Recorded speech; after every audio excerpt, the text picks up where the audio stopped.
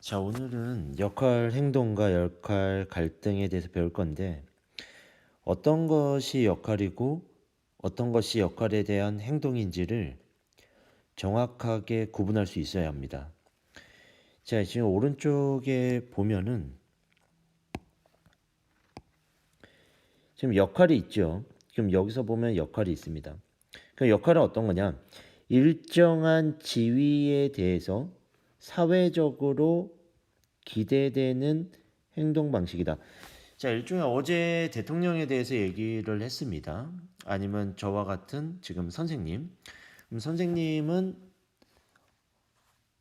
공적인 자리, 학생을 가르치는 자리에 있으니까 사회적으로 모범이 돼야 된다. 그럼 대통령은 나라를 대표하는 사람이기 때문에 어떠한 방식으로 역할을 해야 될지를 정해 놓은 거. 그럼 선생님은 학생들을 가르친다. 이건 역할이죠. 어떻게 가르치냐는 것은 역할에 대한 행동입니다. 그러니까 제가 가르쳐 가지고 오늘 어떤 수업을 했습니다. 이렇게 얘기를 하면 제가 학생을 가르친다는 것에 행동을 한 거죠. 대통령이 행정부의 수반이라는 거, 외교 활동을 할 수 있다라는 거, 그다음에 국군을 다스릴 수 있다. 그럼 국군의 수장이라는 이런 부분에 대한 건 역할입니다. 왜 그러냐면 대통령이란 지위에 대해서 사회적으로 기대되는 행동 방식 이것을 해야 된다는 얘기예요. 근데 그것에 대해서 행동을 하겠죠. 그럼 대통령이 어떤 지위에 따라서 행정부든 그다음에 군대 자, 국군이든 여러 외교든 어떠한 것의 역할에 대한 행동을 합니다. 그럼 행동을 잘했다면 행동에 따른 보상이 주어지겠지요. 대통령 이 부분, 경제 부분에선 정말 좋은 정책과 잘하고 있다. 자, 거꾸로 대통령이 욕을 많이 먹는 이유가 나는 모든 것들을 잘해줄 수 없단 말이야. 국민의 있는 모든 요구들을. 근데 전체적으로 여론이 안 좋아. 왜? 잘 못하고 있으니까. 그러면 역할에 대한 행동을 잘 못했기 때문에 보상, 비난을 받을 수밖에 없다라는 부분 이야기를 합니다. 자, 그럼 그런 것들을 이해를 한다면 여러분들이 어떤 역할이 주어집니다. 뭐 집안에서 딸로서의 역할, 아들로서의 역할, 아니면 학생으로서의 역할이 있겠죠. 사회적으로 기대되는 역할.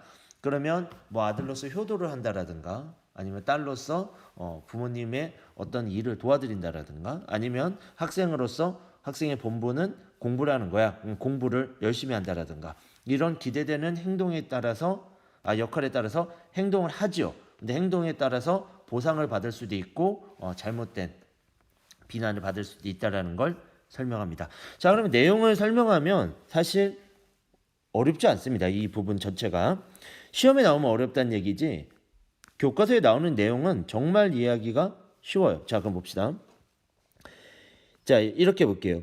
이처럼 여기부터가 중요합니다. 같은 지위를 가지고 있어도 개인마다 역할을 수행하는 방식이 다른데 학생이란 얘기잖아. 아까 학생인데 같은 지위, 학생이란 지위를 가지고 있어도 역할을 수행하는 방식이 다를 수 있다. 그런 것들을 구체적인 방식을 역할, 행동이라고 한다. 이렇게 보는 거죠. 그러면 이게 행동을 잘한다면 사회적 기회에 부합해서 뭐 만약에 학생이 공부를 잘한다. 아니면 선생님이 수업을 잘 가르친다. 아니면 대통령이 행정부를 잘 이끌어 간다라면 칭찬이 따를 수 있지만 거꾸로 제재가 따를 수도 있다라는 부분 그거를 명심해야 됩니다. 자, 칭찬과 보상. 근데 사회적 비난과 제재가 따를 수 있다라는 걸 얘기를 해야 됩니다. 그래서 대통령이 술자리만 가면은 욕을 먹기도 하고, 이 부분은 주택 가격을 잘 잡고 있어. 지금 정책으로 잘 나라를 이끌고 있어. 아니면 외교에서 어떤 부분에 외교적으로 국가적으로 어떤 이득을 가져왔어. 아니면 외교를 너무 못해서 경제가 파국으로 치닫고 있다. 여러 가지 형태의 칭찬과 보상 아니면 비난과 제재의 중간 역할에 있다라는 거 얘기합니다. 자, 그리고 이제 중요한 부분이 하나가 더 나오는데 밑에 보면 개인은 여러 가지 지위를 가지게 됩니다. 그럼 여러 가지 지위에서 다양한 역할을 동시에 수행하게 되는데 저 같은 경우도 선생님으로서의 이제 지위가 있고 그다음에 집으로 가면 아버지 아니면 가장 여러 지위가 제가 있습니다. 동창회에서 어떤 총무를 맡는다라든가 그리고 선생님은 학교에서 교무 일을 하고 있는 여러 가지의 지위와 역할을 맡게 됩니다. 근데 대부분 역할에 따라서 여기에 밑에 보면 갈등이 일어나는데 이 역할 갈등이 일어나는 것의 가장 큰 원인은 자, 여러 역할을 가지고 있는데 자, 예를 들어 볼게요. 제가 아버지로서 제 아들이 자, 학교에서 학예회를 합니다. 작년에 전 못 갔어요. 작년에 학교 바빠가지고 가보지 못했습니다.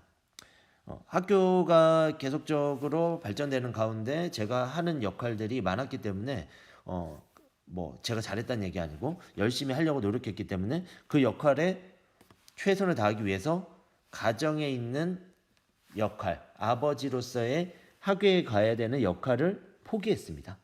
그게 갈등이 생길 수 있어요. 그러면 아들이 전화 옵니다. 아빠 왜 안 와?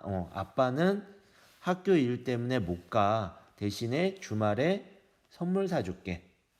제가 역할의 갈등에 있는데 두 가지 지위, 아버지라는 지위와 선생님이라는 지위에 갈등이 생겼을 때 제가 해결은 해 나갔지만 그 갈등을 발생시킬 수밖에 없는 건 역할 갈등, 두 가지의 역할이 상충됐기 때문이다라는 걸 설명합니다.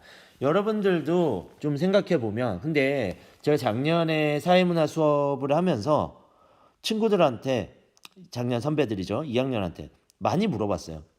여러분들이 여태까지 역할 갈등을 했던 것들이 많이 있냐라고 했는데 아직은 여러분들은 18의 나이에서 많은 역할들을 부여받지 못해서 그런지 역할 갈등을 겪었던 게 극히 적었습니다. 실제로 여러분들이 30대, 40대 가정을 이루거나 아니면 여러 친구들 사이에서도 동창회 회장을 하거나 아니면 회사의 직장 아니면 또 다른 취미 활동에서의 어떤 지위나 역할을 가진다면 나중에는 많은 역할 속에서 갈등을 가질 수 있습니다. 하지만 지금은 여러분들은 부모님의 아들이나 딸로서의 역할이라든가 아니면 학교에서도 뭐 전교 회장이나 부회장 아니면 총무, 반장 같은 소수의 역할이나 지위들을 부여받기 때문인지 아직까지는 역할 갈등의 사례를 많이 들지는 못했던 것이 사실입니다. 또한 여러분들이 어떤 지위를 얻었더라도 그 지위를 쉽게 포기할 수 있는 지위가 많았기 때문에 작년 수업 사례에서는 크게 찾지 못했다. 이런 부분을 설명하고 그다음에 이제 뒤로 넘어가면 역할 갈등의 해결은 역시나 아까 저는 얘기를 했어요. 자, 아들한테 아빠가 미안해. 주말에 대신에 놀아줄게. 미안해요. 이렇게 얘기를 했습니다. 근데 그게 뭐가 필요하다? 합리적 의사결정 능력이 필요하다. 선생님이 합리적 의사결정을 가졌다는 게 아니고 기존의 선생님 자식과 저와의 신뢰가 있었겠죠. 아빠가 약속을 잘 지킨다라는 신뢰, 그리고 여태까지 아버지와 아들과의 상호적인 관계가 있었기 때문에 합리적 의사, 그러니까 서로 대화를 통해서 해결할 수 있었다는 얘기. 그리고 이제 어떤 역할을 우선시하는 것이 바람직한지에 대한 사회적 합의가 필요하다는 부분. 그리고 사회적인 제도적인 장치와 지원이 마련되어야 된다 이런 거죠. 이 제도적인 부분에서 이야기하는 것은 어떤 거냐면 자, 여러분의 부모님들이 회사를 다닙니다. 회사를 다니게 되면 아까 저와 같은 문제들이 생겨요. 가족의 행사인데 중요 행사인데 어머니나 아버지가 회사에서 야근을 하게 됩니다. 할 수 없는 거예요. 왜? 회사에서 불이익을 당할 수 있으니까. 그거를 하지 못하게 휴가를 쓸 수 있거나 병가를 쓸 수 있거나 아니면 반가, 뭐 연차 뭐 이런 것들을 쓸 수 있는 사회적 제도가 많이 마련되어야 된다 이런 얘기인 거죠. 사회적인 아니면 분위기가 가족과의 모임이 있다면 적극적으로 보내줄 수 있는 회사의 이익은 다른 사람이 대신할 수 있는, 일부 덜어줄 수 있는 이런 제도적 장치와 지원이 필요하다. 아직까지는 좀 어렵다는 얘기죠. 저도 뭐 너무 눈치를 본다 이런 거보다는 일단 저는 집이 멀고 여러 가지 여건상 못 간 것도 있었고 중요한 역할들이 많이 부여가 되죠. 학교도 중요하고 여러분들이 아직까지 학교 공부하고 있는데 제가 떠날 수 없는 부분, 또 거꾸로 여러분의 어머니와 아버지들이 회사에 오늘 중요 세미나 업무들이 있었을 때 어떤 것들을 더 중요시할 거에 대해서 상당히 많은 고민을 할 거라고 저는 생각을 합니다. 또한 뭐 대통령이 뭐 행정부의 수반으로서 뭐 국토안전부라든가 아니면 뭐 국방부라든가 어떠한 부분에 더 많은 역할이나 지위에서 어떤 역할들을 해야 훨씬 더 많은 이익을 취할 수 있을지를 고민하게 되면 정말 큰 고민이 되지 않을까 싶습니다. 그래서 이런 사회적 합의, 아까처럼 사회적으로 가정을 중요시하는 분위기를 만들어 준다라든지 아니면 가정에서 사회에 일을 하는 부분을 인정해 줄 수 있는, 아니면 이런 거죠. 지금은 가부장적 사회에서 아버지가 어머니가 오지 않으면 큰일이 난 것처럼 여겨지는 사회적 분위기가 있습니다. 근데 그러면 안 되는 거죠. 둘 다 맞벌이를 하는 이 양성평등을 이루기 위한 사회를 구축해야 되는데 여성이 와서 빨리 와서 음식을 하지 않으면 모두가 그냥 기다리는 잘못된 사회, 이런 편견, 합의, 구조 이런 것들이 잘 안 된다면 어려워질 수밖에 없다. 이런 것들을 이제 설명합니다. 그래서 모든 한 번에 해결될 수는 없죠. 근데 노력해 가야 된다. 문제를 몇 개만 오늘 풀어보고 여기까지만 오늘은 수업을 하겠습니다. 사회실제론에 따르면 조금 켜볼까요? 사회는 외부에 실제하면서 개인의 사고와 행동을 구속한다 이렇게 했는데 맞죠? 껍데기란 얘기예요. 껍데기가 있다는 얘기예요. 사회라는 껍데기가 있다. 실제론에선. 그럼 명목론은 개인이 사회보다 먼저란 얘기거든요. 국민이 없는 대한민국은 필요 없어란 얘기예요. 그러면 개인의 의식과 정서, 심리 상태를 중시한다 이런 얘기 나옵니다. 자, 당연하죠. 이것도 O입니다. 사회 실제로는 지지하는 사람들은 배우자의 집안보다는 인품을 우선한다 그랬는데 이건 잘못됐네요. 자, 우리나라도 이런 거 있죠. 선생님은 연애 결혼을 했는데 당연히 이런 것들을 집안이나 뭐 인품 아니면 재산이나 직업 이런 것들을 보지 않았어요. 친구에서 만났거든요. 같은 친구로 만나다 보니까 이런 것들을 처음부터 따져서 선을 보고 이렇게 안 하다 보니까 저는 그렇게 하진 않았는데 실제로 주변의 친구들이나 아니면 사람들이 결혼하는 걸 보면 이런 것들을 많이 생각할 수밖에 없죠. 선생님도 그런 것들을 너무 보지 않아서 나중에 서로가 실망하거나 힘든 부분은 있었지만 뭐 그래도 그런 것들을 후회하지는 않습니다. 근데 이런 것들을 서로가 어떤 부분을 중요시하는지 볼 수 있겠죠. 그러면 집안을 먼저 많이 보는 사람들은 사회가 있다는 실제론자겠죠. 그러니까 인품을 우선시한다는 X 잘못했다 이렇게 보는 거죠. 왜? 실제론자들이 거꾸로 명목론자들은 개개인이 도덕적이라면 사회 전체는 도덕적이라고 보는 거거든요. 왜? 개인이 다 잘한다. 제가 아까 전에 얘기했잖아요. 메시가 11명이 있다면 메시는 잘하잖아요. 축구선수 메시나 아니면 호날두가. 그럼 호날두 11명, 메시 11명이 있다면 그 팀은 최고가 될 것이다 라고 보는 게 명목론자들의 입장이에요. 팀워크는 필요 없다는 얘기예요. 왜? 개인이 너무 잘하니까. 근데 여기서도 마찬가지죠. 명목론자들이 도덕적이라면 집단도 도덕적이어야 되는데 이거 아니죠. 비도덕적이라 했으니까 X 틀렸다 이렇게 보는 거죠. 그럼 명목론자들의 이야기가 아니다라는 얘기죠. 자, 이제 밑으로 한번 넘어가서 요거 한번 보겠습니다. 요게 이제 시험 문제, 요건 쉬운 거예요. 근데 이게 자주 출제가 됩니다. 자, 이 역할 하나, 둘, 셋, 넷, 다섯, 6개가 들어갈 것들을 보는 거예요. 자, 봅시다. 그는 귀족의 자제로 태어나. 자, 귀족이라고 하는 거는 과거에 뭐예요? 귀속지위입니다. 태어났더니 귀족이야. 태어날 때 왕이에요. 과거는 그랬지. 그러면 내가 태어나서 그냥 결정된 거잖아. 성취 지위가 아니고 기속 지위다. 자, 근데 밑으로 볼게요. 행복한 어린 시절을 보냈으며 성인이 되어서는 자동차 공장의 사원은 자동차 공장에 취직한 거잖아. 그건 뭡니까? 이거는 성취 지위입니다. 본인이 원해서 얻은 지위잖아요. 성취 지위입니다. 그래서 자동차 조립을 담당했다. 이런 부분이 어려워요. 자동차 조립을 하고 있다라고 생각하는 거예요, 여러분들이. 하고 있는 게 아니잖아. 자동차 조립이라는 역할이 주어진 거죠. 역할이.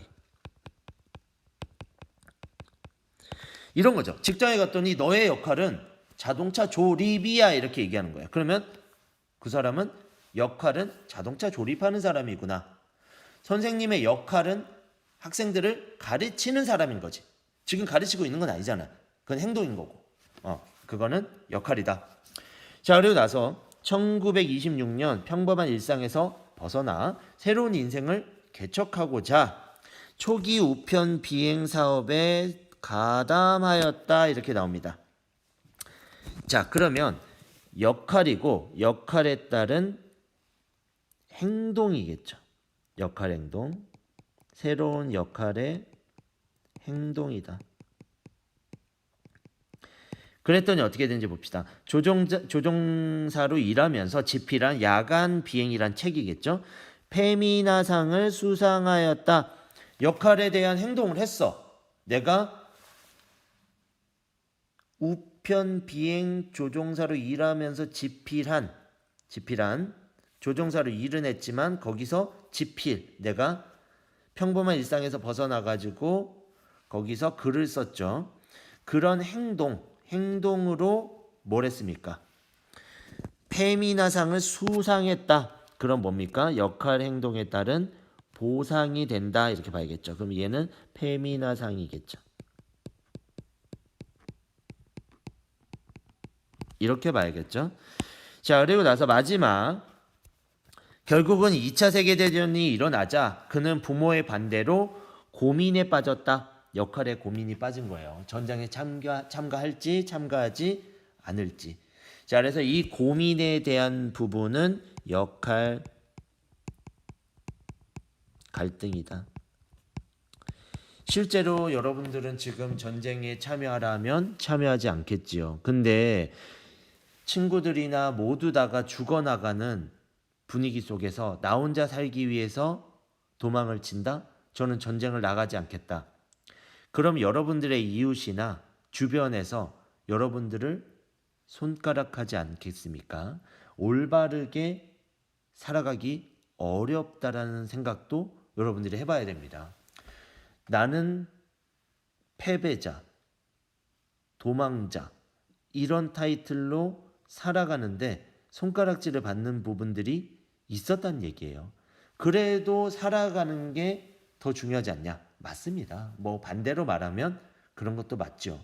근데 여기서 말하는 유럽이라든가 미국에서의 커가는 과정에서 어린 시절부터 겪었던 문화는 회피하지 않는 문화들도 있었다라는 부분. 그럼 그거는 우리가 상대론적 관점, 상대주의적 관점에서 그들을 이해해야 되는 게 아닌가. 그래서 그런 부분들은 여러분들과 이야기를 하면서 나중에 한번 해보도록 하겠습니다. 자, 요거 한번 글 한번 잠깐 읽어볼까요? 개인들이 모여서 집단을 형성하면, 그러면 개인들이 모였어요. 근데 집단을 형성했더니 집단에서는 개인의 개별 속성과 구별되는이라는 게 나와. 구별되는. 그러면 이거는 실제론이에요. 무슨 말이냐면 개개인이 그냥 모였는데 뭔가 집합의식이 생겨가지고 야 우리는 동창회 그래 야 우리끼리 10명 모여가지고 동창회 우리는 뭐 럭키세븐이라고 하자. 우리는 행운으로 뭉쳤으니까 너도 야 우리끼리 만나면 항상 좋은 일만 생겨.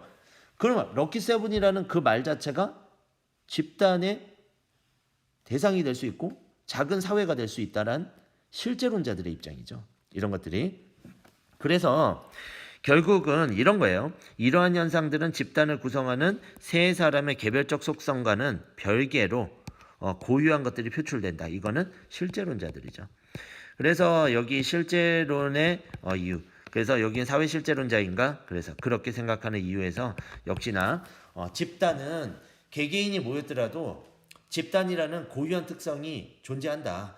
그러니까 사회는 껍질이 아니다. 그런 집단 아니면 조직, 사회, 그 다음에 국가 이런 것들은 존재한다라고 보는 게 실제론자 입장이다. 이렇게 보는 거죠. 그래서 여기까지 지위와 역할에 대해서 설명을 했는데 이 부분이 이해가 쉬워요. 근데 기출 문제는 헷갈립니다. 헷갈리다는 얘기예요. 항상 제가 사회문화 문제를 풀 때 학생들이 2학년 학생들 특히나 얘기를 합니다. 선생님 교과서는 생각보다 쉬운데요. 이해도 쉽고 뭐 이것저것 하면은 금방 저 문제 풀 수 있을 것 같습니다. 근데 수능 문제 딱 갖다 주면 이렇게 어렵죠. 사회문화 쉽다 그랬는데. 근데 사람들이 많이 선택하는 이유는 읽어보면 무슨 내용인지 아니까. 근데 읽어보면 무슨 내용인지 아는데 수능 만점은 쉬울까? 어렵죠. 왜? 헷갈리다는 얘기. 정확하게 모르면 사회문화는 답을 찾아가기가 쉽지 않은 문제들로 구성되어 있다. 그러면 뭐가 필요합니까? 연습이 필요하다. 기출문제 연습만 되면 대부분 다 2등급권 이상의 고득점으로 갈 수 있는 게 또 사회문화의 매력이다. 이렇게 봐야 됩니다. 그러니까 다른 것들은 개념을 아예 모르면 포기하게 돼요. 근데 생활과 윤리라든가 이 사회문화는 한 번 더 볼 수 있고 풀어볼 수 있다는 얘기죠. 근데 헷갈린다. 오답이 나온다. 그거는 연습이 필요하다는 걸 설명합니다. 그래서 여기까지 마치겠습니다.